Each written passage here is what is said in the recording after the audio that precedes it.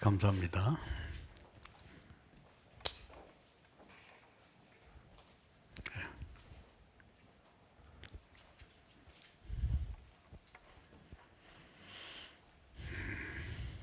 함께 기도드리겠습니다.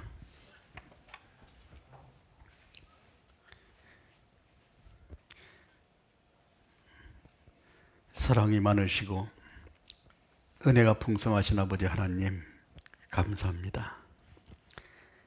우리가 세상 가운데 살아갈 때 죄를 물마신같이 먹고 마시며 살던 저희들이었습니다.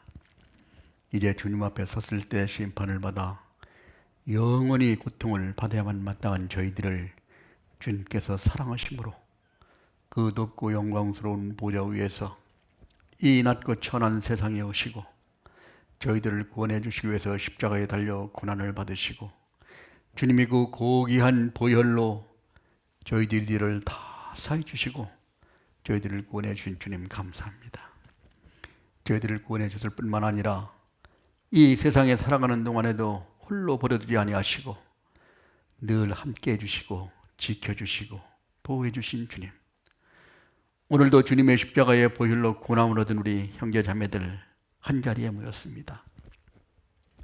주님께서 주시고자 하는 귀한 말씀으로 우리 마음속에 깊이 깨닫게 해주시고 이 힘들고 어려운 세상을 주님이 주신 지혜와 능력에 의지하여 힘있게 살아갈 수 있도록 인도하여 주시옵소서. 저희들 중에는 병을 치료하는 우리 형제자매들 전능하신 하나님의 능력으로 건강을 회복시켜 주시고 건강한 몸으로 주님에게 찬송과 영광을 돌며 살아갈 수 있도록 인도해 주시고 마음이 정함이 없는 형제자매들 진리의 말씀에 깊이 뿌리를 내려 모진 풍파에도 흔들림 없이 굳건하게 살아갈 수 있도록 도와주시고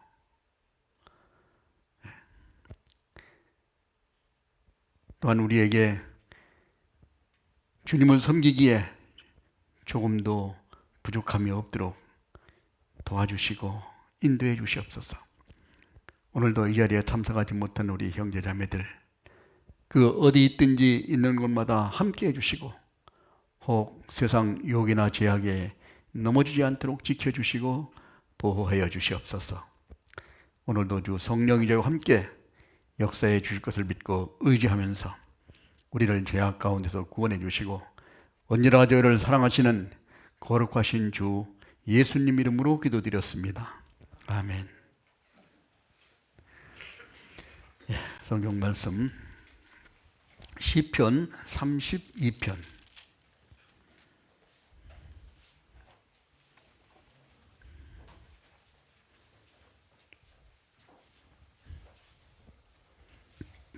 시편 32편 구약성경 823페이지입니다. 시편 32편 1절부터 11절까지를 제가 한 절, 우리 형제자매님이 한 절 교독하시겠습니다. 32편 1절 허물의 사함을 얻고 그 죄의 가리움을 받은 자는 복이 있도다.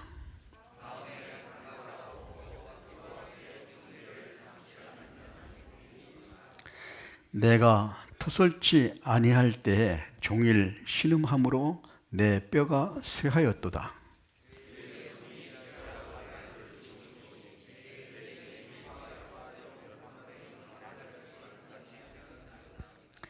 내가 이르기를 내 허물을 여호와께 자복하리라 하고 주께 내 죄를 아뢰고 내 죄악을 숨기지 아니하였더니 곧 주께서 내 죄악을 사하셨나이다.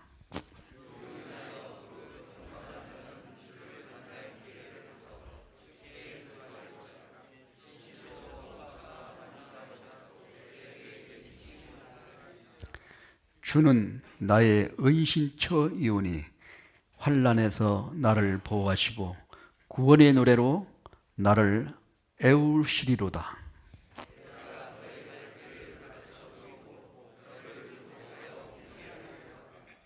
너희는 무지한 말이나 노새같이 되지 말지어다. 그것들은 자갈과 굴레로 단속하지 아니하면 너희에게 가까이 오지 아니하리로다.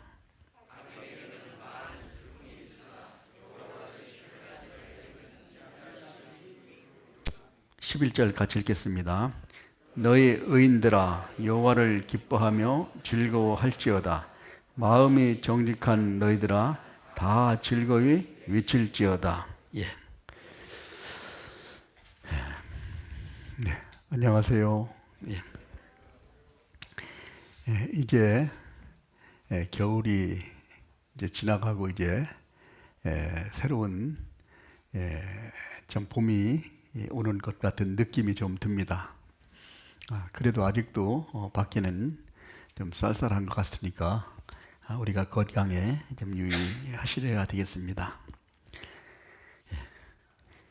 이제 금년도 벌써 한 달이 지나고 이제 두 달째 접어들었습니다.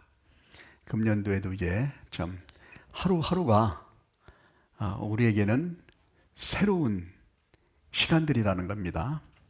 지금 이 시간은 나에게는 다시 돌아오지 않는 귀한 시간입니다. 날마다 똑같은 것이 반복되는 것이 아니라 아주 새로운 일이 내 일생에 한 번씩 지나간다는 겁니다. 올 때마다 더욱더 새롭게 새로운 마음으로 우리가 힘있게 이렇게 살아야 되리라고 생각합니다. 오늘은 시편 32편에 있는 이 말씀을 8절부터 한번 다시 한번 보겠습니다. 8절. 내가 너희 갈 길을 가르쳐 보이고 너를 주목하여 훈계하리로다. 너희는 무지한 말이나 노새같이 되지 말지어다. 그것들은 자갈과 굴레로 산속하지 아니하면 너희에게 가까이 오지 아니하리로다. 그 중에서 우리 8절에 있는 말씀을 많이 들어보신 말씀이죠. 내가 너희 갈 길을 가르쳐 보이고 너를 주목하여 훈계하리로다. 그래서 오늘은 그리스도인의 길이라는 주제를 가지고 어떻게 우리가 어떤 길을 가야 되는가 하는 것을 한번 말씀 속에서 마음에 새겨보도록 하겠습니다. 마이크가 조금 울리는 것 같죠? 괜찮아요? 조금 울립니다. 방송실. 자, 하나님께서는 우리의 길을 정하시고 우리를 인도해 가신다고 말씀하십니다. 시편 37편에도 여호와께서 사람의 걸음을 정하시고 그 길을 기뻐하시나니, 사람의 갈 길을 다 정해놓고 하나님이 가는가 안 가는가를 우리한테 이렇게 바라보고 계신다는 겁니다. 잠언 16장에도 그런 말씀이 있죠. 우리가 사람의 마음으로 자기의 길을 계획할지라도 그 길을 인도하신 이는 여호와시니라. 우리가 여러 가지 생각을 가지고 계획을 할지라도 하나님께서 인도하신다는 것 우리에게 이렇게 강조해 주시고 있습니다. 그래서 오늘 본문에 있는 말씀, 내가 너의 갈 길을 가르쳐 보이고 너를 주목하여 훈계하리로다. 하나님께서 쫙 우리 길을 보여주시고 그거를 가나안거나 이렇게 지켜보시고 계시다는 거예요. 사람은 누구나 나름대로 인생의 길을 이렇게 가고 있습니다. 구원받기 전에는 우리가 어떤 길을 가고 있었습니까? 이사야 53장 6절에 있는 말씀대로 각기 제 길로 갔거늘, 자기가 생각하고 가고 싶은 대로 갔다는 겁니다.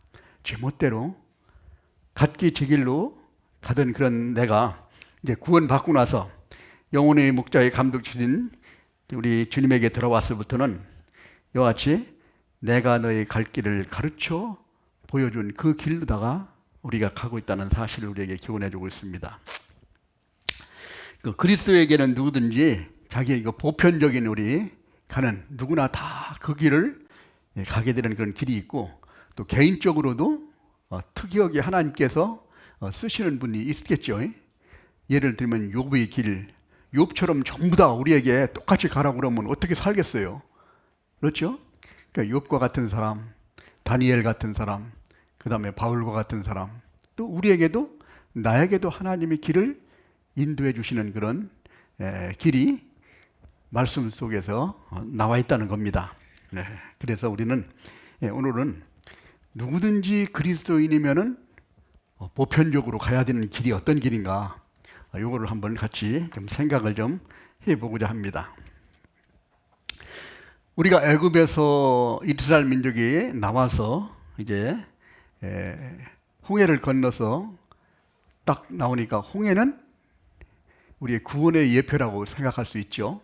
우리가 구원받고 나면은 이제 뭐가 있냐? 많은 사람들은 그런 생각합니다. 구원을 받고 나면은 내 이제 고생 끝, 행복 시작이다. 앞으로 나에게 하나님이 같이 계시니 참 편안하고 즐겁고 참 아름다운 일이 펼쳐져 있을 것 같이 생각하지만은 실제 하나님의 뜻은 그게 아니죠. 구원받고 나면은 홍해를 건너서 애굽에서 나오고 나면 첫 번째 온 것이 바로 가나안 땅까지 가기 위한 광야라는 것이 있었다는 거예요. 이 광야의 길, 이것이 바로 우리의 인생길이라는 것을 우리에게 가르쳐주고 있습니다. 신명기 8장, 창세기, 출애굽기, 레위기, 민수기, 신명기입니다. 신명기 8장.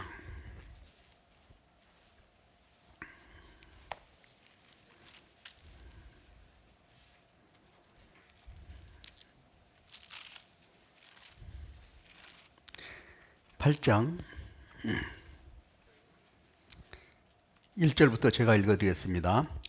내가 오늘날 명하는 모든 명령을 너희는 지켜 행하라.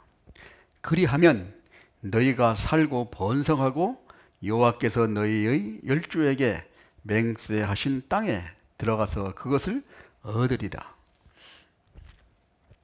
네 하나님 여호와께서 이 40년 동안을 너로 광야의 길을 걷게 하신 것을 기억하라. 이는 너를 낮추시며 너를 시험하사 네 마음이 어떠한지 그 명령을 지키는지 아니 지키는지를 알려 하심이라. 여기에서 네 하나님 여호와께서 이 40년 동안에 너로 광야의 길을 걷게 하신 것을 기억하라.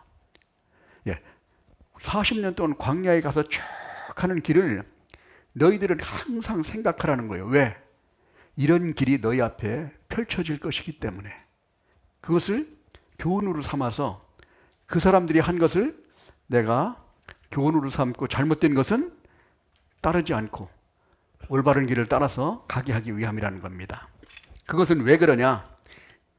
이는 너를 낮추시고 너를 시험하사 네 마음이 어떠한지 그 명령을 지키는지 아니 지키는지 알려 하심이라. 왜 그와 같은 광야의 길을 우리에게 허락하셨는가? 사람은 항상 좀 만족스럽고 조금 더 편안하고 여유가 있으면은 자신이 교만해집니다. 교만해지면은 세상에는 아주 추앙을 받을지 몰라도 하나님의 축복을 받는 데는 많은 문제가 돼요.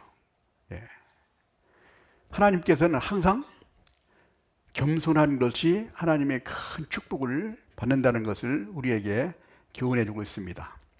그래서 물이 낮은 곳으로 가면 갈수록 많이 모입니다. 겸손해지면은 겸손해질수록 많은 유익이 있고 하나님 말씀이 깨달아집니다. 하나님의 말씀을 묵상하지 않고 기도하지 않고 살아가는다는 사람은 가장 교만한 사람일 거예요. 왜? 하나님 없이도 내가 살아갈 수 있다고 생각하니까. 내가 부족하다고 생각하면 하나님에게 항상 의지하겠죠. 아주 작은 것이라도 하나님에게 기도하고 의지하고 하나님의 뜻을 따라서 살아가려고 노력할 때 하나님께서 그 길을 인도해 가십니다. 세상에서 전지전능하신 하나님께서 내 길을 인도해 가신다면은 조금도 틀림이 없이, 조금도 넘어짐이 없이 완전한 길을 갈 거예요. 그 길도 가장 빠른 길로, 가장 좋은 것으로 얻기 위한 그 길로 인도해 가실 겁니다. 근데 사람이 보기에는 좀 내 생각이 더 올바를 것 같고 쉬울 것 같고 또 그걸 생각할지라도 사람이 자기 마음으로 그 길을 계획할지라도 그 길을 인도하시는 여호와시니라. 그 길을 내가 계획해도 하나님 인도해 가신다는 겁니다.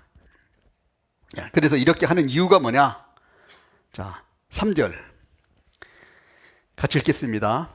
너를 낮추시며 너로 줄이게 하시며 또 나도 알지 못하며 내 열조도 알지 못하던 만나를 내게 먹이신 것은 사람이 떡으로만 사는 것이 아니요 여호와의 입에서 나오는 모든 말씀으로 사는 줄을 너로 알게 하려 합니다. 왜 광야에 그렇게 너를 힘들고 어렵게 가게 만들었냐? 왜? 나를 낮추시고 또 줄이게 하신 그 이유가 뭐냐? 그리고 만나를 매일같이 주신 이유가 뭐냐? 그것은 하나님의 말씀으로 살아가야 된다는 것을 가르쳐주고 또 결국은 왜 그렇게 광야의 길을 걷게 하셨냐? 16절에 나오죠. 8장 16절 같이 읽어보겠습니다.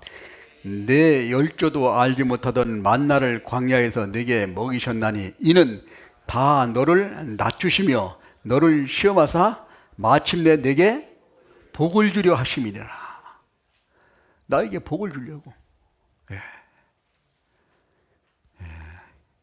하나님께서는 이와 같이 광야의 길을 허락하셨다는 사실을 우리에게 교훈해 주고 있습니다.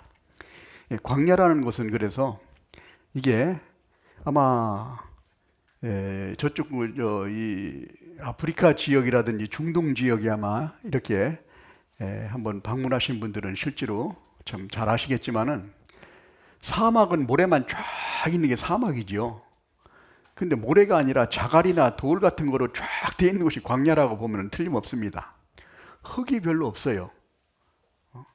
그런 곳에 가끔 보면은 그 나무가 시띠나무라고 얘기하는 그 나무가 이제 드문드문 서 있는데 그게 지금은 뭐 우리 아카시아 나무 같은 그런 나무예요. 그런 나무가 드문드문 있어가지고 그 뭐 풀 같은 것도 별로 없고 그런 게 이제 광야인데 그런 곳을 우리에게 허락하셨는데 그곳은 어떤 곳인가 한번 우리가 잠깐 생각해 보겠습니다. 광야라는 곳은 원래 물이 없는 곳이라는 거죠. 지금도 그 사막이라는 곳은 물이 없잖아요. 그리고 햇빛이 계속 쬐기 때문에 이 참 물이 없는 데다가 뜨거운 빛이 치니까 이게 식물들이 잘 자라지 못합니다. 우리나라는 참 보면은 외국에 많이 다녀보신 분은 알겠지만은 참 축복받은 나라입니다. 이렇게 산천 초목을 탁 보면 아름답고 풀도 많고 그렇죠. 그런데 풀 같은 걸 볼 수가 없는 그런 곳이에요. 특히 왜 그러냐? 물이 없는 곳, 물이 없으니까 사막이 되고 물이 없으니까 이제 광야가 되는 겁니다. 이스라엘 민족도 처음에 나와가지고 출애굽기 15장에 보면은 나와서 3일 동안 가고 나니까 그동안 가져가 있던 물 같은 걸 다 마셔버리고 이제 물이 없는 거예요. 그때 이제 좀 원망을 했죠. 왜 원망을 했을까? 하나님께서 이스라엘 민족을 이끌어 가시는데 이끌어 가시는 분을 잊어버린 거예요. 그러니까 이제 큰일 났다. 만약에 부모가 자녀들을 여행을 간다면은 여행기에서 어떻게 자야 되고 어떻게 먹어야 되고 어떻게 해야 되는 것을 다 계획하고 자녀들을 인도해 가겠죠. 아무 생각 없이 가지 않을 겁니다. 마찬가지로 하나님께서 다 준비하고 가는데 따라만 가면 되는데 가만히 보니까 이게 마실 물이 없는 거예요. 그때부터 원망이 시작됐습니다. 자, 이것은 왜 우리에게 그렇게 나타났냐면은 이 광야라는 것은 세상을 뜻합니다. 세상에서는 우리의 죄를 씻을 만한 그런 물이 없다는 겁니다. 세상에서는 많은 공부를 하고 지식을 쌓고 참 공부를 열심히 하고 뭐 그랬어도 우리 죄를 해결할 수 있는 방법이 없어요. 우리 지난번에 불교에서도 성철 스님 아주 훌륭하신 분이잖아요. 일생 동안 23살에 나와가지고 일생 동안을 참 절간 밖을 나가지 않고 좀 수도를 하신 그분이 마지막에 돌아가실 때 열반송이라고 하는데 내 죄가 하도 많아서 수미산을 넘는다. 이렇게 말씀하고 있죠. 수미산이라는 것은 불교에서 말하는 큰 산을 이야기하는 건데, 아이 우리 성철 스님이 밖에도 안 나가고 그렇게 돌을 많이 닦았는데 그 죄가 뭐가 그렇게 많을까? 아니면 성철 스님이 거짓말했을까? 그것도 아니잖아요. 가만히 보니까 내 마음속에 죄가 들어있는 것을 깨닫는다는 겁니다. 깊이 생각하면 할수록 그걸 이제 안다는 거예요. 마찬가지로 세상에서는 많은 지식을 쌓고 열심히 노력을 하더라도 우리 죄를 없앨 수 있는 방법은 없다. 이것을 우리에게 교훈해 줍니다. 그래서 에베소서 5장 26절에 보면은 물로 씻어 말씀으로 깨끗하게 하시고, 세상에 있는 죄는 무엇으로 깨끗해? 말씀으로 깨끗하게 하는 수밖에 없다. 다른 건 없다 이거예요. 자, 요한복음 15장 3절에는 뭐라고 말씀입니까? 우리가 구원받을 때 내가 너희에게 일러준 말로 이미 깨끗하였으니 너는 내 안에 거하라. 깨끗해지는 것은 말씀밖에 없다는 거예요. 다른 모든 지식을 가지고 참 열심히 살려고 하는 이런 참 도덕적인 것, 그 다음에 착한 선을 가지고 참 열심히 살려고 하는 사람들이 많이 있지만은 실제로 자기 죄를 깨끗하게 하진 못한다는 겁니다. 세상에 있는 종교가 우리 하나님을 믿는 믿음과 다른 이유가 뭐냐면은 세상에는 사람이 올바르게 사는 방법을 쭉 가르쳐 준 거예요. 보면은 그럼 올바르게 사는 거예요. 선을 행하고 마음에 참 덕을 쌓고 또 우리의 사람들을 사랑하고 다 맞는 말입니다. 그러나 궁극적으로 하나님께서는 시작부터 근원부터 따지는 창조했을 때부터 모든 종교는 사람이 돌을 닦아가지고 의롭게 되는 방법을 가르치지만은 하나님은 창조할 때부터 근원부터 살펴서 어떻게 마지막에 끝날 때까지를 기록해 놓고 우리를 그걸로 인도해 가신다는 겁니다. 그것이 차이가 있는 거죠.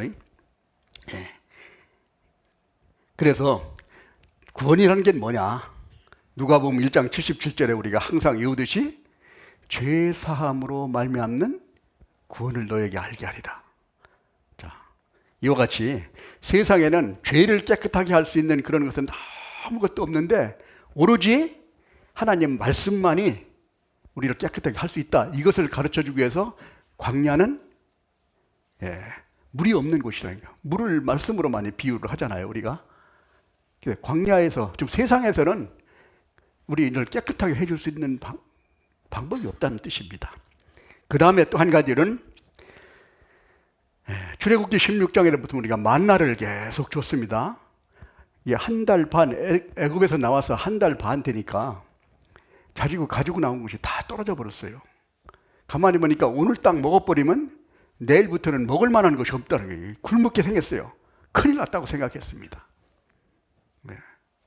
그래서 뭐 원망하고 불평하는 일이 벌어졌죠. 그 다음 날부터 하나님께서 만나를 아침마다 쫙쫙 내려주신 겁니다.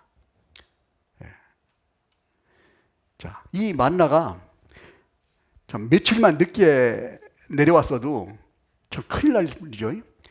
그러니까 우리가 가지고 있는 게 얼마가 딱 떨어지면 그때부터 딱 주셨는데 언제까지 주셨냐면은 40년 동안 광야 생활하고 가나안 땅에 들어가서 1년 농사를 짓고 농사진 곡식으로 하나님께 예배를 드리고 난 그 다음 날부터 만나가 끊어졌다고 여호수아 5장에 기록되어 있습니다.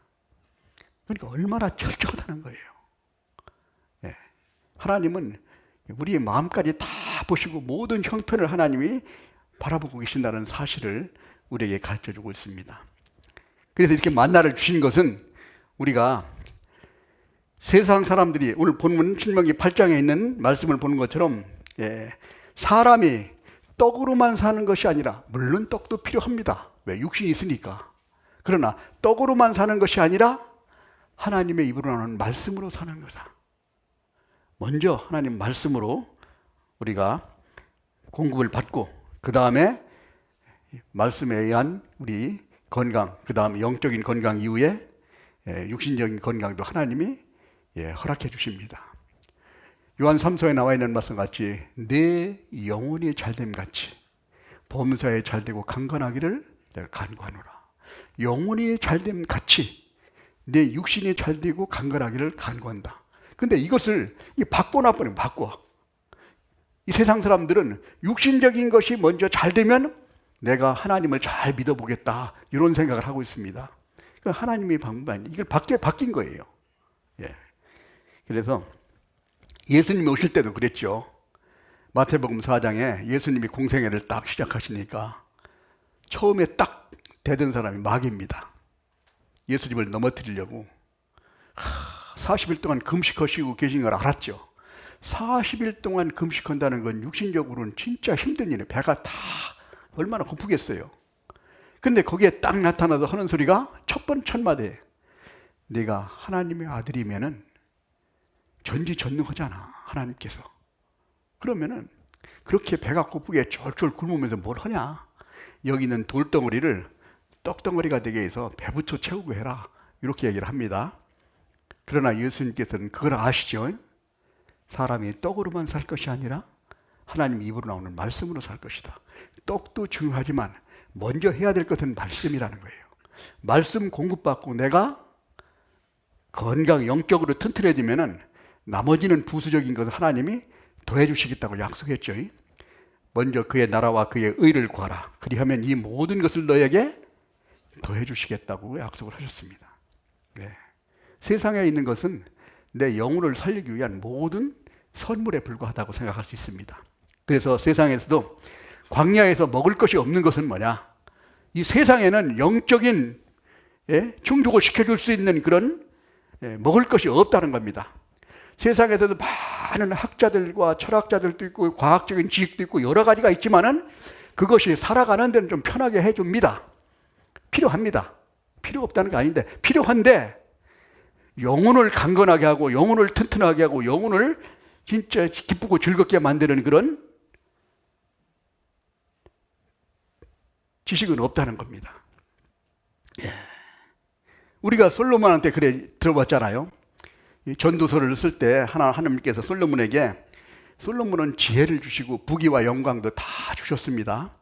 다 주시고 나서 한 번 더 살아보고 나니까 어떠냐? 소감 한번 얘기해봐라. 얘기한 것이 바로 전도서입니다. 소감을 얘기해보니까 첫 번째 하는 말씀이 뭐라고 해요? 세상을 살아보니까 헛되고 헛되니 모든 것이 헛되도다 라고 얘기를 합니다. 이런 것을 우리는 언제 깨닫냐면은 일생을 살아보고 좀 돌아가시기 전에 이런 것을 깨닫기가 쉽습니다. 살아보니까 다 헛된 것이구나 라고 생각할 수 있는 그런 솔로몬이 이와 같이 생각한 것처럼 솔로몬이 얼마나 지혜가 많았어요. 그리고 하고 싶은 건 다 해본 사람이 전도서 2장 4절에 보면 무엇이 가장 즐거우냐 한번 찾아보겠습니다. 전도서 2장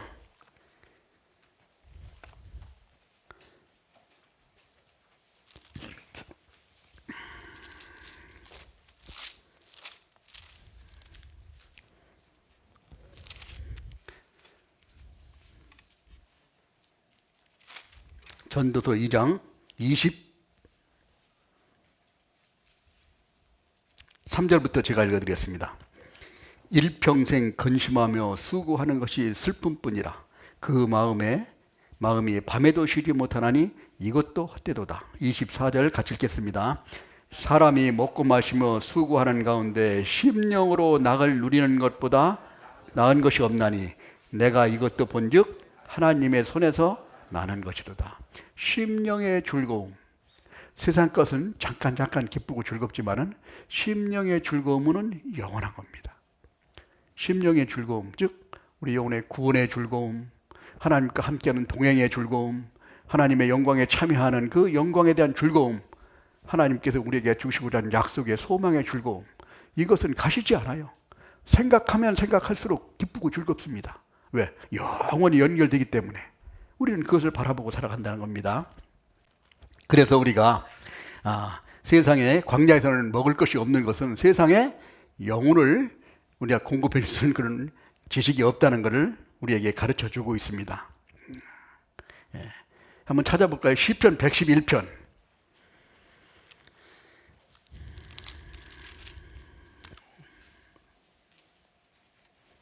111편 5절.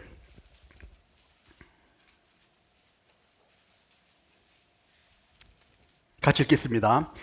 여호와께서 자기를 경외하는 자에게 양식을 주시며 그 언약을 영원히 기억하시리로다. 자기를 경외하는 자에게 양식을 계속 주는 거예요.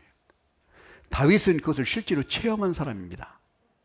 내가 어렸을 때부터 늙기까지 의인이 굶주리거나 벌식하는 것을 내가 보지 못하였다. 다윗은 일생 동안 하나님을 참 섬기고 산 사람입니다. 근데 의인이 거지가 돼가지고 걸식하거나 참 굶주리는 걸 내가 보지 못했다. 하나님이 거기 인도해 주신다는 걸 실제로 깨달았습니다. 그 다음에 광야는 또 어떤 곳이냐면은 길이 없는 거예요. 길이. 광야는 길이 없습니다. 세상에는 사람이 어떻게 살아가야 가는 길은 많이 있을지 몰라도 천국에 가는 길을 가르쳐주는 그 길은 없다는 거예요. 예수님은 뭐라고 얘기합니까? 내가 곧 길이요 진리요 생명이니 나로 말미암지 않고는 아버지께로 올 자가 없다. 예수님으로부터 하나님으로 가는 길을 알 수밖에 없는, 다른 것은 도저히 불가능하다는 걸 얘기합니다. 그래서 이 광야에서는 뭐였습니까? 하나님께서 구름 기둥과 불 기둥으로, 이 광야라는 곳은 습기가 없기 때문에 해가 떨어지면 상당히 온도가 낮아집니다. 해가 뜨면은 또 이게 모래바식 때문에 뜨거워져 가지고 온도가 높아요. 그래서 막 한 40도, 50도 내려가다가 저녁에는 영하로는 내려가지 아니라도 한 10도 막 이렇게 내려오면은 상당히 추위를 느낍니다. 그런데 거기서 이제는 저녁에는 이제 추우니까 하나님이 불기둥을 딱 준비하셔가지고 따뜻하게 만들어 주시고, 또 구름 기둥으로서 햇빛이 쨍쨍 내리칠 때는 구름 기둥으로 그늘을 만들어 줘가지고 그 구름 기둥 밑에서 가도록, 구름이 그래서 딱 떠오르면은 이스라엘 민족이 여기서 막 전부 다 이제 짐을 꾸려가지고 갈 준비해가지고 구름이 이동하면은 구름 밑으로 이동한다는 겁니다. 그래야 살 수 있지, 구름 한 점도 없는 곳에서 우리가 얼마나 살겠습니까? 아마 하루 종일 서 있어도 다 일사병 걸려가 넘어지는 경우가 많습니다. 그것도 한 달이라든지 한 몇 개월 정도만 훈련 받는다고 하더라도 쉽지 않은 일인데, 이스라엘 민족은 40년 동안을 구름 밑에서 있었기 때문에 살 수 있었다는 거예요. 그래서 우리가 구름 기둥과 불 기둥이 딱 떠오르면은 그대로 따라가고, 또 딱 이제 구름이 내려앉으면은 진치고, 아이고 나는 따라가기 싫다, 너희들 가고 나는 따로 가겠다. 그러면 난 따로 가면은 어떻게 되겠어요? 구름 1인분 따라갑니까? 안 따라가지요. 그건 죽는 겁니다. 물 위에서 떨어지면은 그건 보장이 안 되는 거예요. 그래서 구름이 떠오르면 딱 오르고, 구름이 딱 가면 딱 가리고. 그래야 하나님께서 40년 동안 헤매게 만들어 줄 수 있지, 내 멋대로 다른 데로 가버리면은 흩어져 가지고 다 없어져 버리고 말겠죠. 그래서 이 광야에는 길이 없는 곳이다. 세상에는 영원한 천국에 갈 수 있는 길이 없는 곳이다. 아무리 지혜가 있고 아무렇게 연구를 많이 해보더라도 우리의 천국으로 인도해 주는 길은 없다는 거네요. 오로지 말씀밖에는 없다는 걸 우리에게 가르쳐 주려고 광야가 그렇습니다. 또 한 가지, 광야에는 쉴 곳이 없다는 거예요. 쉴 곳이. 우리가 가끔 사막에 가면은 이제 오아시스 같은 게 있어가지고 좀 물이 있어서 좀 쉬고 합니다. 출애굽기 13장, 출애굽기 15장에 보면은 광야에 쫙 가면 잠깐 찾아볼까요? 출애굽기 15장.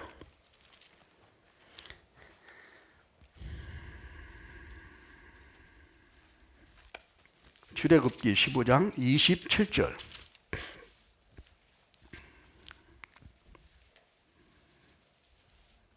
그들이 엘림에 이르니 거기 물샘 12과 종려 70주가 있는지라. 거기서 그들이 그 물 곁에 장막을 치니라. 가다 보면은 그 오아시스가 있고 이렇게 쉴 수 있는 곳을 만들어 놨는데, 여기 광야에서는 이렇게 실제로 쉴 만한 곳이 없이 이런 모래 아니면 자갈밭이라는 사실입니다.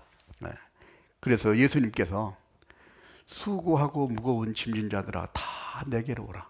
내가 너희를 쉬게 하리라. 참 이 말씀이 우리가 얼마나 참 마음에 좀 든든하게 생각합니까?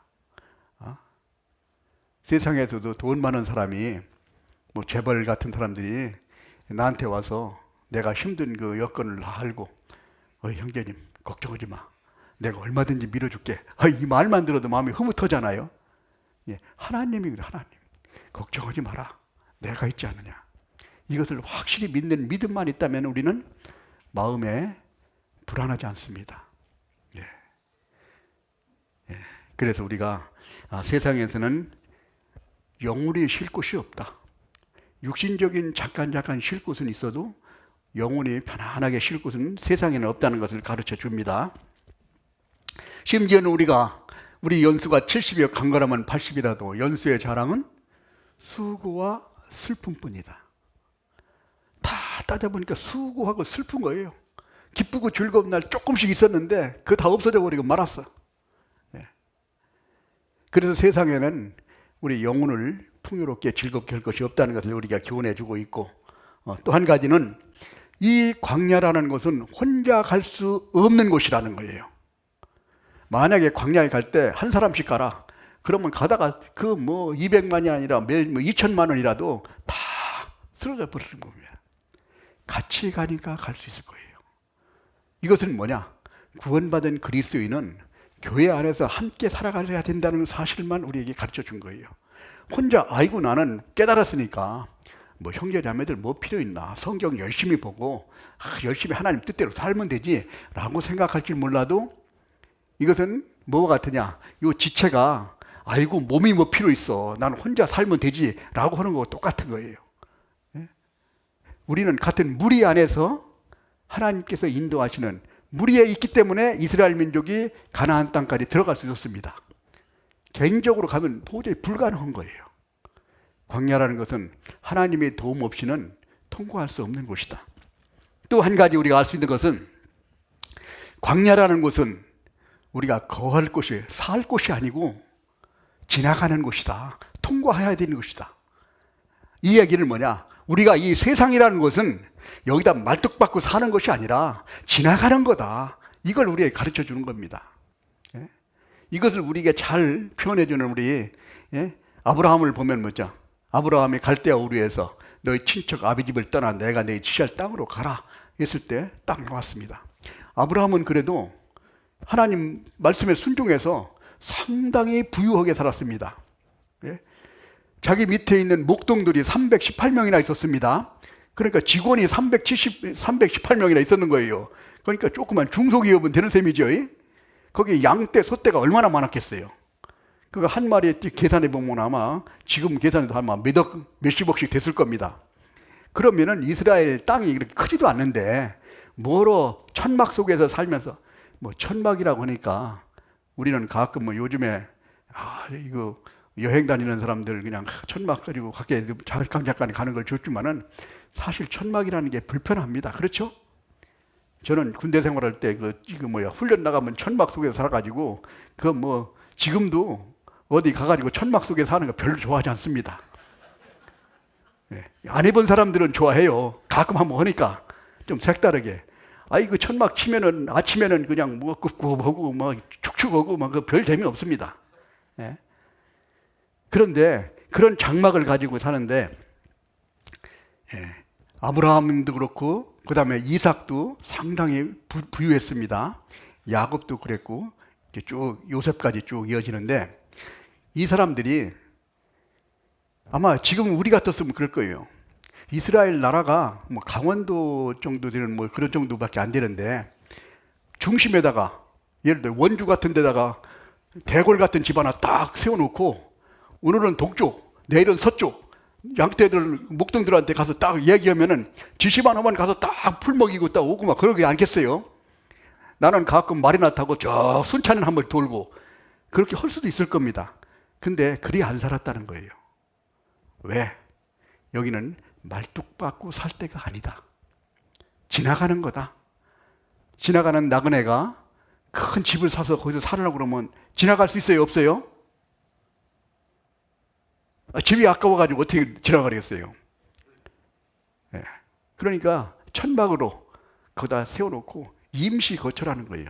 이 광야라는 것은 거할 곳이 아니고 통과하는 곳이라는 사실을 우리가 인생 70년, 80년 통과하는 겁니다.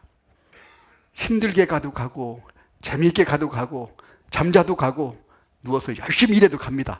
똑같은 기간 지나가는 거예요. 그러나 결국 나중에 주님을 만날 때는 이 내가 살아간 이 기간이 결산이 되네, 결산이. 예. 바울같이 산 사람, 또 그 다음에 베드로같이 산 사람, 다 하나님의 상급이 다르잖아요. 그러니까 우리는 그 상급을 보고 달려가는 겁니다. 바울 사도도 그렇게 신앙이 있어도 빌립보서 4장 13절, 14절에 나오는 말씀과 같이 표대를 향하여 열심히 달려간 이유가 뭐냐? 상주심을 바라봅니다. 어떤 분들은 그럽니다. 아이고 상까지 바라나, 그냥 천국에 가면 됐지 라고 생각하는데, 그 사람은 어떤 생각하는 거 똑같으냐면은 아이고 구원만 받으면 됐지 상급이까지 필요했나 이런 생각을 하죠.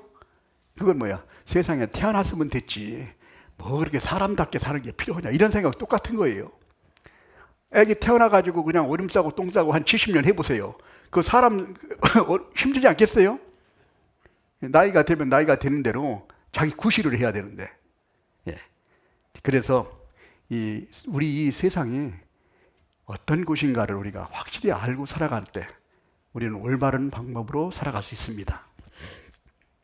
그런데 이와 같이 없는 곳이 많은데 있는 게 있어요. 있는 게 뭐가 있냐면은 아멜렉이라는 아멜렉. 아멜렉이라는 것은 우리에게 뭐냐입니까? 육신을 얘기합니다. 육신. 우리 영적인 거를 계속 못하도록 방해하는 거예요. 육신은 편안하고 싶죠. 육신은 힘들게 하고 싶지 않아. 고난받고 싶지 않아. 영적인 건 희생하고 참 고난을 받고 힘있게 살아가야 되는데 육신은 편안하게 해서 자꾸 막을 가로막는 거예요. 육신이. 그래서 바울 사도가 날마다 죽는다는 얘기는 육신을 날마다 쳐서 굴복시켜야 되는 거예요. 자기한테 나오는 육신을. 예. 그래서 불교에서도 이 머리를 왜 깎는지 아세요? 불교 스님들이 머리를 깎잖아요. 이렇게 막 면도칼로. 그렇죠? 다른 이유도 있을지 모르겠는데 제가 어떤 분한테 들으니까 머리가 이렇게 길게 나오면은 머리에 신경을 쓴답니다. 그래가지고 관심을 거기 가지니까 이게 밀어버린다는 거예요. 그런 생각 안 들어. 그거 맞을 것 같아요, 그러면. 예. 그러니까 그런 생각에 자꾸 마음을 뺏기지 않으려고. 예. 이 아멜렉, 육신적인 것이 자꾸 올라오니까 그냥 밀어버리고 하듯이 우리 마음속에도 자꾸 막 올라온다는 거예요. 올라오면 그걸 자꾸 예수님의 십자가의 보혈로 그걸 다 좀 제거했듯이 그걸 제거하는 것. 그 다음에 불뱀이 있다. 불뱀. 뱀은 마귀를 나타내는 성경의 기절처럼 나와 있는데 마귀가 항상 공격하고 있다는 거예요. 예.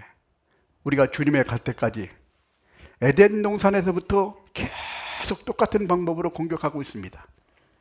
에덴 동산에서 아담과 하와한테 먹는 것 가지고 딱 넘어뜨렸죠. 예수님이 딱 나오니까 먹는 거 가지고 딱 넘어뜨리려고 하죠. 우리가 살아가는데도 먹는 거 가지고 너 교회 생활 참 신앙생활 한다고 그러는데 그래도 먹고 살고 해야 되지 않겠느냐라고 얘기합니다. 예. 하나님은 그 순서를 중요시하다고 생각합니다. 예. 먼저 그의 나라와 그의 의를 구하라. 그리하면 이 모든 걸 더해 주시겠다고 약속하신 것처럼 이와 같이 광야는 이와 같이 없는 것이 많이 있다는 것은 우리가 세상에 살아갈 때 우리가 영혼이 어떻게 공급받고 어떻게 구원받고 천국에 가야 되는 이런 것을 없다는 것을 실제로 광야를 통해서 가르쳐주고 그때마다 어려울 때마다 하나님께서 큰 이적을 생각해가지고 물이 없을 때 바위를 쳐서 물을 주시고 매일같이 만나를 주시고 또 구름 기둥과 불 기둥으로 딱 인도해 가시는 이런 기적을 이루어 가시잖아요. 그러니까 그렇게 이루어 가시는 주님을 따라가면서 하나님이라는 분을 확실히 마음속에 깨달아 알고 믿고 따라갈 수 있도록 우리에게 교훈해 주시는 겁니다. 그럼에도 불구하고 이스라엘 민족이 순종하면서 찬송하며 갔습니까? 원망하고 불평했습니까? 원망하고 불평했어요. 큰 사건이 11번 있었는데 원망하고 불평하고. 왜? 처음에는 길을 지름길로 가면은 가데스 바네아까지 17군을 갈 텐데 원망하고 불평하니까 40년 동안 막 돌려버리잖아요. 네. 네. 나중에는 이제 만나만 주니까, 만나가 지금도 만나만 줬으면 아마 만나는 완전 식품일 것 같아요. 우리 영양소에 뭐 부족함이 없이 완전하게 참 우리가 건강을 유지할 수 있는 그 음식이 만날 것 같아요. 예? 우리는 지금 여러 가지 음식을 다 뭐 섭취하고 그러겠지만은 아마 지금도 그 만나가 있었으면 참 참 지금 사람들은 아마 그런 것을 참 경험을 못 해봤기 때문에 했던 우리가 잘 상상에만 맡기고 있는데, 만나만 주니까 나중에 이스라엘민은 어떻게 했습니까? 이거 기름에 튀긴 거 이걸 매일 주냐? 이런 생각을 하는 겁니다. 고기가 먹고 싶다는 거예요. 그 원망을 하니까 하나님께서 그래 한번 고기를 한번 먹어봐라. 예를 들어서 만나만 먹어가지고 감사해도 감지덕진데 원망을 하니까 이제 고기 한번 그 코에서 냄새가 날 때 한 달 동안 메추라기를 줘가지고, 그 메추라기가 얼마냐면 그 넓이를 보면은 이 지름이 한 40km, 서울 정도 되는 그런 넓이에 약 1m 이상 쌓이는 메추라기를 갖다 덮어 씌워준 거예요. 그러니까 얼마나 많아요. 예. 어떤 사람들은 그걸 가져가라니까 그냥 그걸 몇 드럼씩 가가지고 이게 관리 못하니까 막 널어놓고 막 이런 경우가 많이 나오잖아요. 코에서 냄새가 나도록 이렇게 먹여주는 것은, 그리고 나서 거기 하나님께서 원망하고 불평거에 대해 심판을 하시는 일들이 벌어지고, 이런 원망과 불평하는 이런 마음들이 쭉 계속 나타나는 겁니다. 그래도 하나님께서는 그를 참고 가끔 징계를 주셨지만은 그래도 인도해 가신다는 겁니다. 이스라엘 민족들이 왜 그렇게 원망했을까? 한번 생각을 좀 해보죠. 자, 이스라엘이 만나라든지 아니면 물이 없어서 그리고 참 어떤 일을 쓸 때 이렇게 원망하고 그럴 때는, 원망할 때 왜 원망을 했는가? 자, 우리도 세상을 살아가면서 마음에 항상 감사한 마음으로 살아요. 불평하고 원망이 올라와요, 안 올라와요? 안 올라오죠? 예, 올라오잖아요. 왜 그럴까?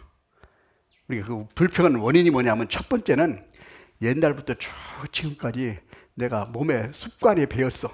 30년, 40년, 50년 동안 쭉 하는데 이게 말씀을 듣고 성령이 내한테 오시니까 그건 젖혀놓고 성령대로 살아야 되니까 몸은 옛날 따라가려고 그러고 이 영은 하나님을 따라가려고 하니까 이게 자꾸 부딪히는 거예요, 이게.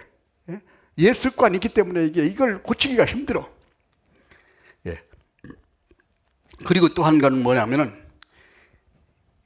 이 주님을 따라서 가려고 그러는 게 고난이 옵니다.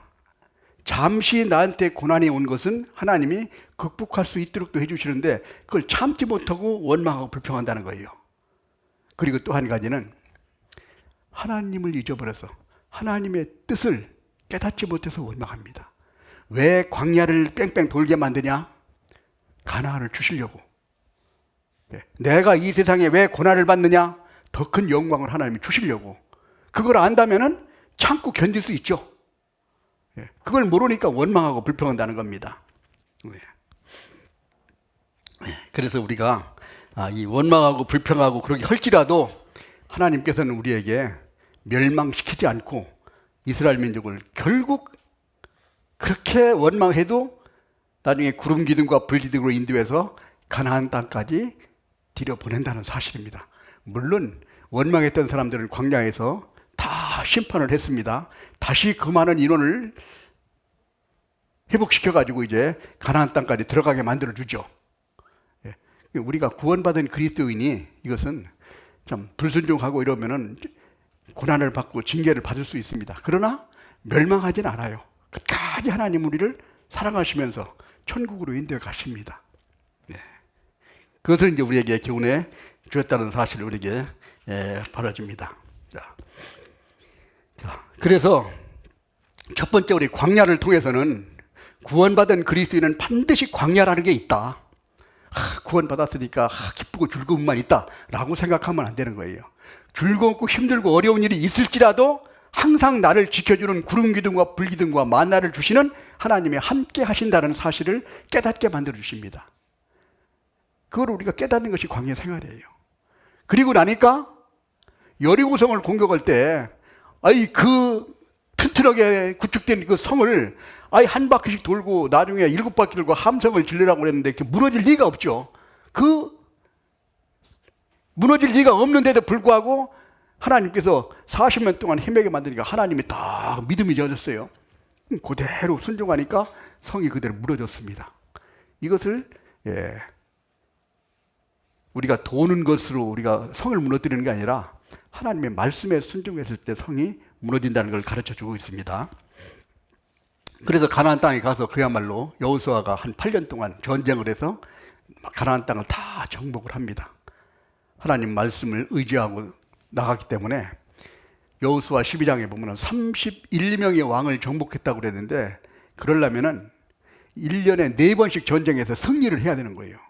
전쟁이라는 건 살고 죽는 거기 때문에 쉬운 게 아닙니다. 한번 승리를 하더라도 피해가 많고 지면은 말할 것도 없고 그런데도 계속 8년 동안을 계속 지지 않고 계속 승리만 했는 겁니다.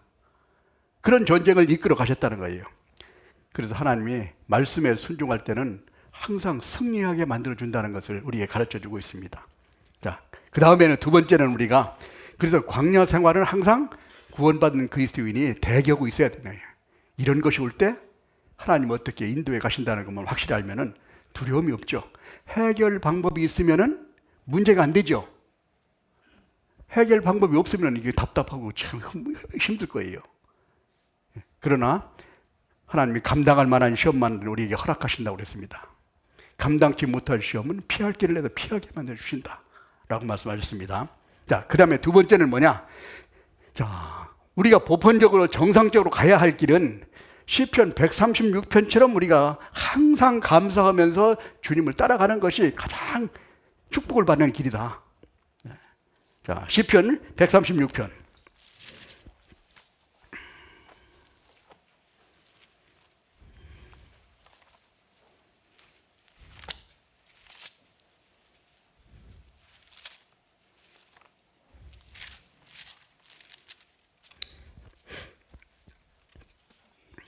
(1절) 900페이지입니다. 여호와께 감사하라. 그는 선하시며 그 인자하심이 영원하심이로다. 모든 신에 뛰어나신 하나님께 감사하라. 그 인자하심이 영원함이로다. 모든 주에 뛰어나신 주께 감사하라. 그 인자하심이 영원함이로다.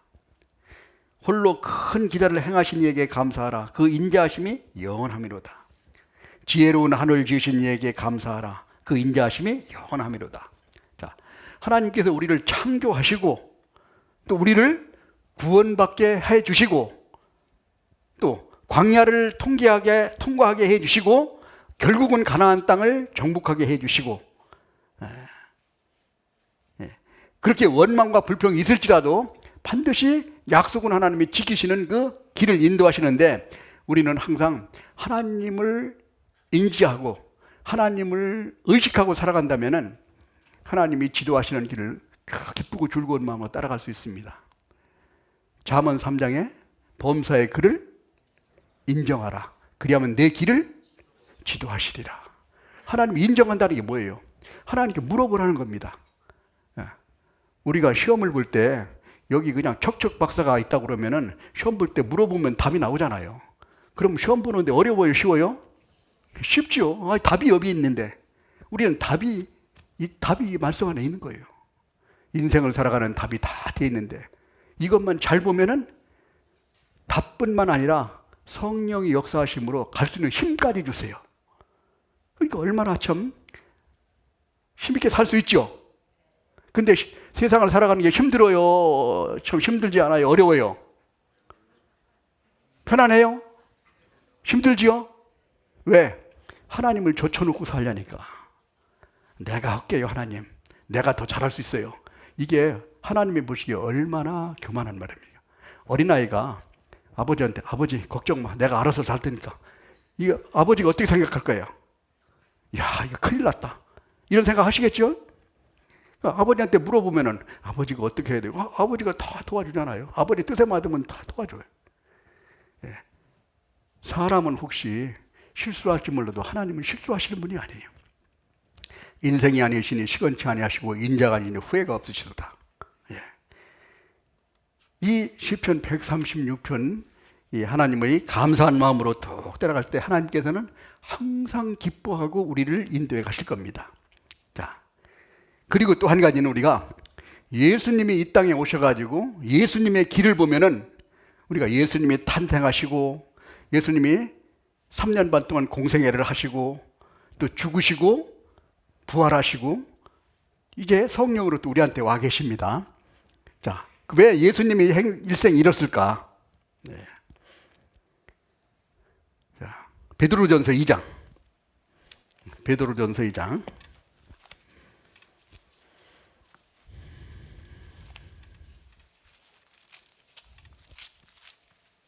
베드로전서 2장 21절.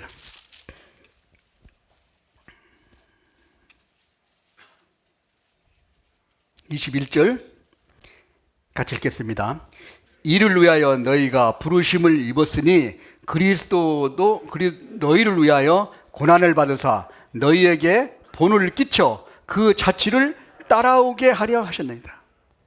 왜? 예수님께서 우리 죄만 없애주려고 오셨다면은 오셔가지고 3년 반 동안 고생할 필요 없습니다. 오셔서 십자가에 딱 돌아가시면 끝이에요. 아, 다 사했다 하면 되는데 왜 3년 반 동안 그렇게 고생을 하셨냐? 왜 그랬습니까? 예수님이 일생을 통해서 너희들에게 본을 보고 이렇게 따라오라, 본을 보여주신 거예요. 이렇게 살아오라는 거예요. 예수님의 생을 통해서. 예. 예. 그 모습을, 예, 예수님의, 어떤 분은 그런 생각할 거예요. 아이고, 예수님이니까 그거 할 수가 있겠지라고 생각할 수 있을까봐 예수님과 똑같이 길을 걷게 만든 사람을 하나 택해가지고, 그게 누굽니까? 바울사도. 바울사도를 딱 택해가지고 구원받을 때부터 쭉 나서 예수님처럼 살아가게 만들어 주신 거예요. 그래서 바울사도가 고린도후서 11장에 뭐라고 했습니까? 내가 그리스도 예수를 본받는 자 된 것 같이 너희는 나를 본받아라. 왜? 사람이 앞에 참 본을 보여서 딱 하면은 그대로 따라가는 것은 어려워요, 쉬워요? 예, 그렇게 크게 어렵지 않죠? 길이 없는 데 가라고 그러면은 진짜 힘들 거예요. 예? 그러나 한 사람이 안내자가 있어가지고 앞에 딱 하면은 따라만 가면 되죠. 물론 산에 올라갈 때라든지 오래 가고 그러면 힘도 들겠지만은 그 없는 데를 가는 것보다는 훨씬 더 낫죠. 제가 옛날에 군대에서 훈련을 받는데, 그 군대는 본래 낮에 훈련 않고 밤에 많이 훈련을 하잖아요. 밤에 이렇게 훈련을 할 때 그냥 뭐 여기서부터 저 만약 한 100km를 간다 그러면 거기 이제 지도를 보고 이제 딱 밤에만 따라가잖아요. 근데 따라갈 때 산을 넘고 큰 대로로 못 가니까 산속으로 쭉 가는데 산속에도 조그만 소로가 나 있죠. 그럼 소로로 이렇게 따라갑니다. 막 밀림쯤 돼 있는 길이 없는 데를 가는 것은 못 가죠. 쭉 따라가는데 이 하루 이틀 쫙 가다 보니까 하루는 아이고 아침에 일어나니까 눈이 와버렸네. 눈이 오니까 길이 없어져 버린 거예요. 그러니까 이게 어디로 갈지 모르는 거야. 그래서 이제 그때는 어쩔 수 없이 이제 지도를 딱 펴놓고 나침반 해놓고 아예 길이고 뭐가 딱 화살표 쳐놓고 이 집으로 가면은 뭐 낭떠러가 있까 뭐가 있까 간에 그렇게 반드시 가다 보면은 이제 아는 길이 딱 나오잖아요, 여기 길이. 그래서 이렇게 찾아가게 됐는데 길이 없으면 참 막막합니다. 근데 앞에 안내자가 있다면은 힘들어요? 뭐 힘들지 않아요? 힘들지 않죠? 예. 자, 우리도 세상에서 모르는 일 가면 그 가이드가 있어가지고 저 가이드가 쫙 설명을 해주고 인도에 가잖아요. 네, 그런 것처럼 우리 성경 말씀은 우리를 잘 인도에 가십니다. 네. 우리는 가끔 요즘에 좀 자동차에 보면 내비게이션이라고 있어가지고 그대로 따라만 가면은 그냥 기집애 딱딱 갖다 도착하죠. 예? 성경은 인생의 내비게이션하고 똑같은 거예요. 성경에 딱 비춰보면은 그대로 가는 걸 하나님 인도에 가십니다. 이 바울 사도의 길을 한번 잠깐 사도행전 20장.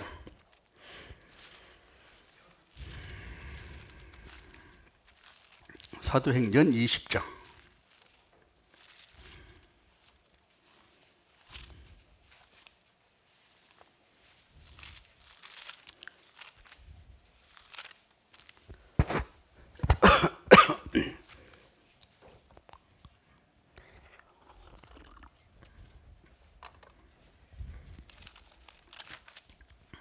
(20장)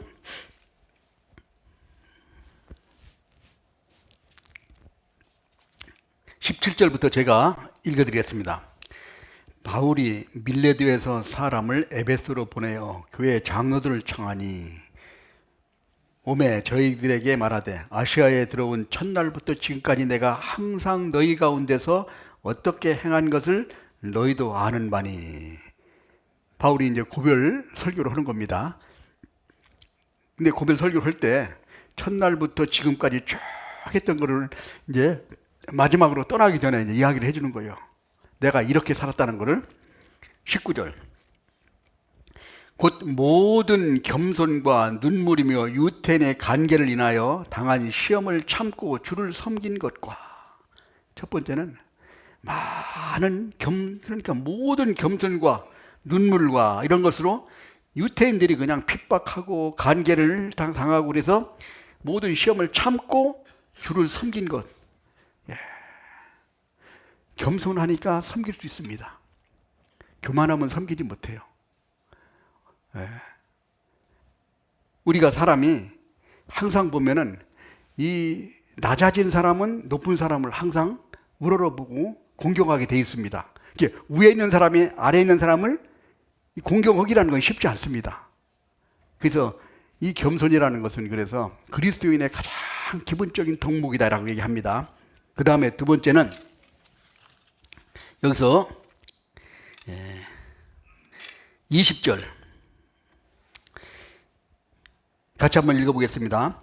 유익한 것은 무엇이든지 공중 앞에서나 각 집에서나 꺽거림이 없이 너희에게 전하여 가르치고. 이게 하나님 말씀에 올바르다고 생각한 것은 뭐 대중에 있을 때나 각 집에 있을 때나 꺼리낌 없이 담대하게, 어떤 사람은 왕한테 총독한테 가서 이야기도 하고 다른 종교를 믿는 사람이 있고 담대하게 얘기를 한다는 거예요. 예? 말씀할 때 이렇게 담대한 마음으로 말씀을 전했고, 또 여기서 21절 유태인과 헬라인에게 하나님에 대한 회개와 우리 주 예수 그리스도에 대한 믿음을 증거한 것이다. 이때 유태인들은 철저하게 이 그리스도인을 배척했습니다. 예수님을 믿지 않으니까요. 예수를 믿는 사람 잡아 죽이라고 보낸 사람이 바울 사도잖아요. 바울 사도가 예수 믿는 사람 잡아가지고 감옥에 집어넣으려고 동화하다가 담에색에서 하나님을 깨닫고 이제 구원받는 역사가 일어난 것처럼 그리스도인을 다 잡아서 참 고문을 하고 감옥에 집어넣는 이런 일을 했었을 겁니다. 그렇게 했을지라도 담대하게 전했다는 겁니다. 그리고 얼마나 담대한 각오를 가졌는가 하니 24절 같이 읽어보겠습니다. 나의 달려갈 길과 주 예수께 받은 사명 곧 하나님의 은혜의 복음을 증거하는 일을 마치려 하면은 나의 생명을 조금도 귀한 것으로 여기지 아니하였다. 하나님 복음 전하는 일 있으면 내가 목숨 걸고 내가 바쳤다는, 복음을 전했다는 이 각오, 고난을 각오하고 마음에 결심을 했는 거죠. 죽기까지 복음을 전한 거예요. 그런 마음을 가지고 가니까 바울 사도가 가는 데마다 구원받는 사람이 생기고, 요즘에 튀르키예, 터키죠. 터키에 7교회가 있습니다. 우리의 아시아 7교회라고 나오는 요한계시록에 나오는 2장 3장부터 나오는 그 교회들이 있는 곳이 바로 터키인데, 그 지역에 다니면서 계속 생판 모르는 지역에서 가는 전도를 하는 거예요. 그럼 갈 때마다 구원받는 역사가 일어나. 가는 데마다 교회를 세우고, 그것도 1차, 2차, 3차 다시 한번 확인하고, 나중에는 로마까지 가서 복음을 전하고, 그런 일을 이제 실제로 바울 사도가 결국은 로마에 가서 목 잘려 죽을 때까지 복음을 전했습니다. 바울 사도가 지금 아마 지금도 내 얘기하고 있구나, 이 기쁨에 있을 거예요. 그런 바울 사도의 삶이, 우리가 그 길을 본을 보여줬다는 겁니다. 그리고 또 한 가지는, 자, 28절에 봅니다.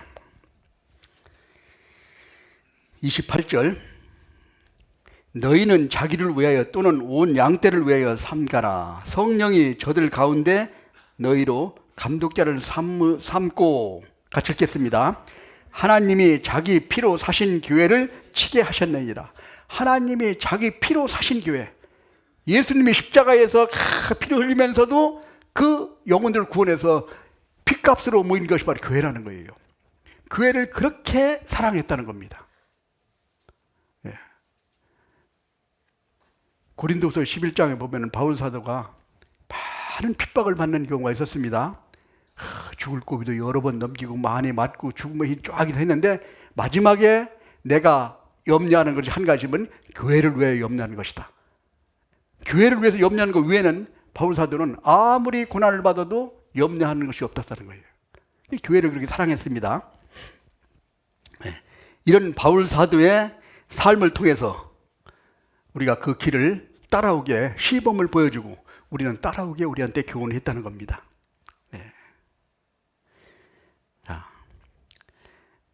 그리고 우리가 이제 아브라함 때부터 한번 다시도 생각해 보면은, 이 아브라함이 갈대 우리에서 나와가지고 가나안 땅에 들어간 것은 우리에게 무엇을 교훈해 줄 수 있을까? 이건 뭘 가르쳐 주기 위해서 있습니까?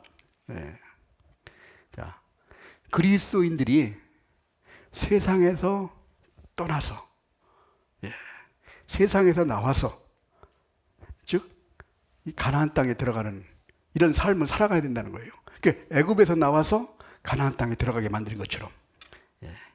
그래서 우리가 좀 이 아브라함을 통해서는 세상에 있는 우리가 이제 다시 하나님 나라에 들어가는 그런 모습을 보여줬고, 그 다음에 이삭은 어떻습니까? 그 아들인 이삭은 참는 데 아주 대단한 사람이었어요. 거기서 그 우물을 파는데, 이 광야같이 물이 없는 데서는 우물이 상당한 재산입니다. 지금 돈으로 계산하면 막 우물 하나에 한 몇 억인가 가는 그런 재산인데, 그 재산을 막 자기가 가지고 있는데, 여기 있는 그 이방인들이 와가지고 막 그걸 빼앗아 버리고 막 싸우고 그런 거예요. 그래도 다투지 않고 그냥 자꾸 이제 막 4번씩이나 이렇게 밀려가면서 참고 있으니까, 하나님이 나중에 이삭에게 큰 축복을 내려서 농사를 지으면 아마 100배씩 남는 그런 결실을 주셨습니다. 한두 배 같으면 열심히 해서 그렇게 복을 받는다고 할 수 있죠. 근데 이게 예를 들어서 요만한 논을 졌는데, 이게 한 가마니 곡식을 얻을 수 있는 그 땅에서 이게 만약에 100가마니를 얻었다면 이건 사람이 불가능한 거잖아요. 그죠? 그렇게 큰 축복을 하나님이 주셨다는 겁니다. 그래서 어떻게 우리가 인내하고 살아갈 것을 여기 있는 그 이삭을 통해서 우리에게 교훈해 주고 있고, 그 다음에 야곱이, 그 약삭빠른 야곱이 외삼촌 집에 가가지고 20년 동안 종살이 하면서 많은 하나님을 많이 경험했습니다. 그런 훈련을 받고 결국은 요셉의 고난을 통해서 이스라엘 민족이 해방을 하고 그 영광을 누리는 것을 우리에게 교훈해 줬다는 겁니다. 이와 같은 그 믿음의 선진들의 이 실제로 삶에 대한 교훈은 우리가 따라가야 할 길을 우리에게 가르쳐 주는 겁니다.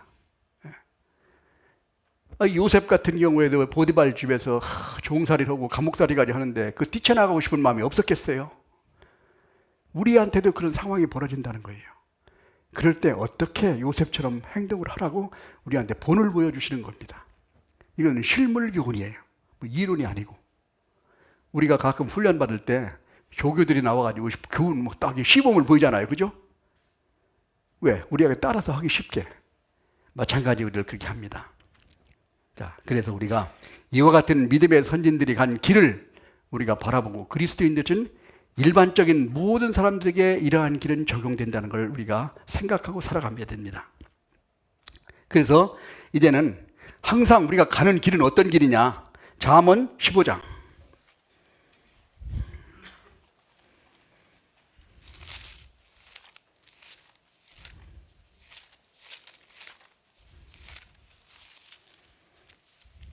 (24절)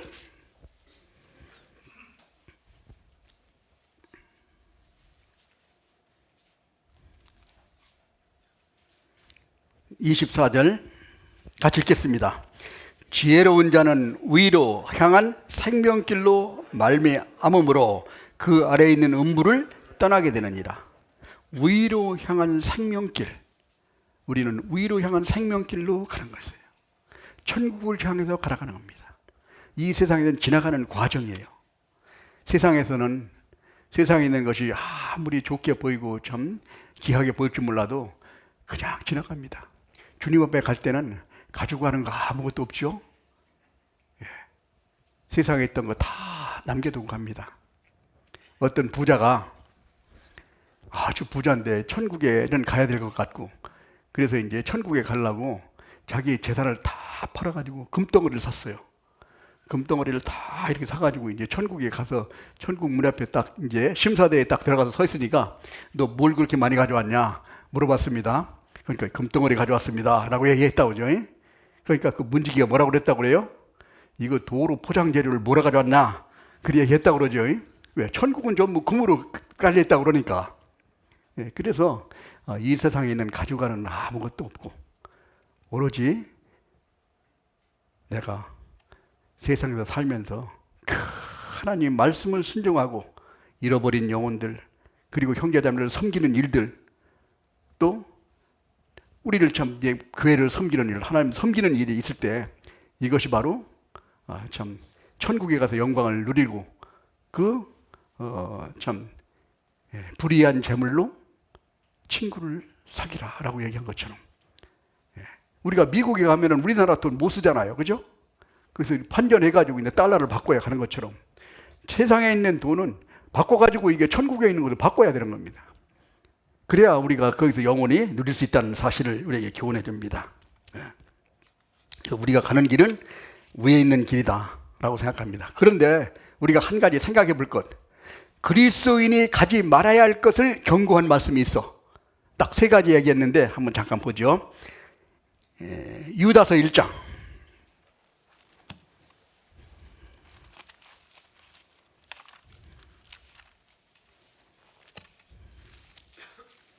유다서 1장 11절.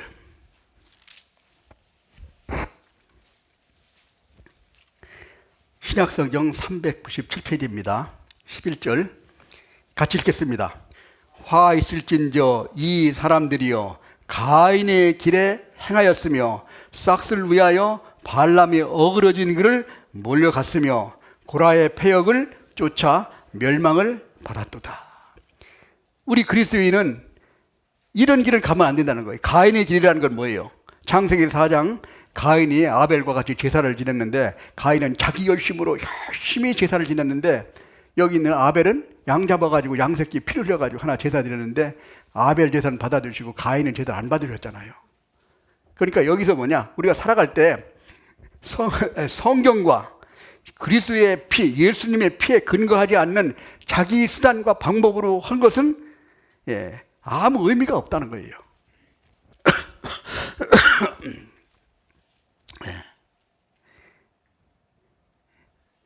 그래서 가인의 후손과 아벨의 후손은 나중에 쫙 계보를 보면 그 특징이 나타나죠. 가인의 후손들은 나중에 참 세상에서 즐기는 것으로 발전했습니다. 셋의 후손은 하나님을 섬기는 위쪽으로 쭉 나간 거예요. 그와 같이 가인의 길, 육신적으로 내가 열심히 해가지고 하나님을 섬기는 것, 이것이 아니라 하나님의 말씀에 예수님의 십자가의 보혈로 구원하면 그 새로운 구원받은 삶에 살아가는 모습이 우리 주님이 받아주시는 그런 제사라는 겁니다. 그 다음에 두 번째는 발람의 길이죠. 민수기 22장 보면 발람이 이스라엘 민족에게 이 발락 왕이 초대해가지고 참 이스라엘 민족을 좀 멸망시키게 해달라고 그러니까 자꾸 하나님이 어떤 분인지를 아는데 자꾸 이게 비방을 하려고 그러면은 입을 열면은 이게 이스라엘 민족을 뭐 이제 비방이 아니라 완전히 축복이 주는 말이 나오는 거예요. 이것은 우리에게 뭐를 가르쳐 주느냐면은 입으로는 하나님을 섬긴다고 하나 마음은 내게서 멀도다 얘기한 것처럼 겉과 속이 다르게 우리가 사랑하는 주님 안에서 진짜 마음속으로 하나님을 섬겨야 되는데 유태인과 바리새인과 서기관처럼 입으로는 하나님을 사랑하고 찬양하고 영광 돌린다 얘기하는데 마음은 그렇지 않아. 이것을 탓하는 겁니다. 그리고 한 가지는 고라의 폐역, 고라처럼 이렇게 참 똘똘 뭉쳐가지고 참 대적하는 이런 모습, 이것이 합당치 않다라는 것을 우리에게 교훈해 주고 있습니다. 그래서 우리는 그야말로 구원받은 그리스도인은 여기 써붙였잖아요. 믿음의 주여 또 온전케 하시는 예수를 바라보자. 주님을 늘 바라보고 갈 때 우리는 길을 잃지 않고 따라갈 수 있습니다. 바라본다는 건 뭔 뜻이에요? 그대로 살아갈 수 있다는 거예요. 믿음의 주여, 믿음의 대상이 되죠. 그 다음에 그 말씀 다음에 온전케 하시는 이라고 했습니다. 온전케 하시는 이, 누구를? 우리를 온전케 만들어 주시는, 온전이라는 건 지난번에 말씀드렸죠. 성경이, 모든 성경은 하나님의 감동으로 된 것으로 교훈과 책망과 바르게 함과 의로 교육하기에 유익하니 이는 하나님의 사람으로 온전케 하며 모든 선한 일을 행하기에 온전케 하렵니다. 온전이라는 건 조금도 부족함이 없다.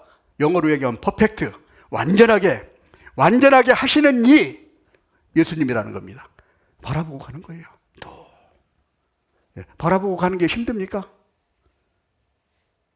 좀 어려울 수 있죠. 그래, 힘들면 하나님이 도와주시는 거예요. 그거 바로 믿음으로 살아가는 겁니다. 금년 한 해는 그야말로 여기다 써붙인 것처럼 늘 주님을 바라보자. 주님이라면 어떻게 했을까? 이런 마음으로 살아간다면 주님처럼 우리는 닮아갈 거예요. 그런 삶이 되시길 바랍니다. 같이 기도하시겠습니다. 자비로우시고 은혜로우신 아버지 하나님 감사합니다.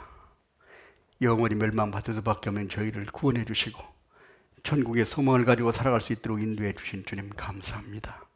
이제 금년 한 해도 벌써 한 달이 지났습니다. 우리가 한 해를 시작할 때 마음속에 결심한 것을 실제로 이룰 수 있도록 주님께서 도와주시고 주님에게 귀하게 쓰임받을 수 있도록 인도해 주시옵소서. 아직도 구원받지 못한 우리 가족들, 친척들, 이웃들에게 주님의 귀한 말씀을 전할 수 있도록 인도해 주시고 우리 온 가족들이 함께 하나님의 영광에 참여할 수 있도록 인도하여 주시옵소서. 앞으로 모든 것도 오로지 주님의 거룩하신 능력에만 의지하오며 우리를 사랑하시는 거룩하신 주 예수님 이름으로 기도드렸습니다. 아멘.